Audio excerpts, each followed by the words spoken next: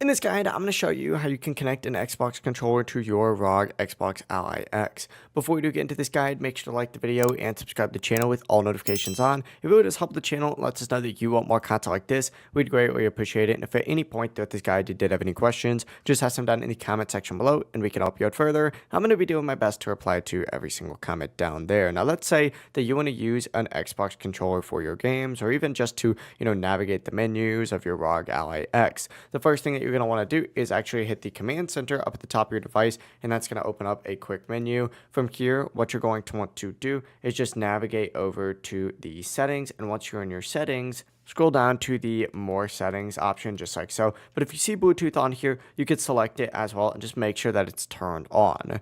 From here, go ahead and select manage devices. It's going to redirect you to a page that looks like this, which kind of looks like a Windows settings. But here's the important part. Essentially, go ahead and find this add device section right here, and I'm going to use my mouse to actually select this. But hit add device, hit Bluetooth, wait for all your devices to load, and essentially go ahead and put your Xbox controller into pairing mode now. This is going to be a small little pairing button of the, by the USB port up at the top of the controller. Hold that down for about 3 to 5 seconds until the Xbox logo starts flashing. And once it's pairing, you should see the controller appear on your ROG Xbox Ally X screen. Select it, continue, and that is it. You're good to go. You can now use your Xbox controller to navigate menus, launch games, and play just like normal. If you guys did have any questions, just ask them down in the comment section below and we can help you out further. I'm going to be doing my best to reply to every single comment down there. Before you do leave this guide, make sure to like the video and subscribe to the channel with all notifications on. It really does help us out. Lets us know that you want more content like this. We'd greatly appreciate it. Have a great rest of your day though. Peace.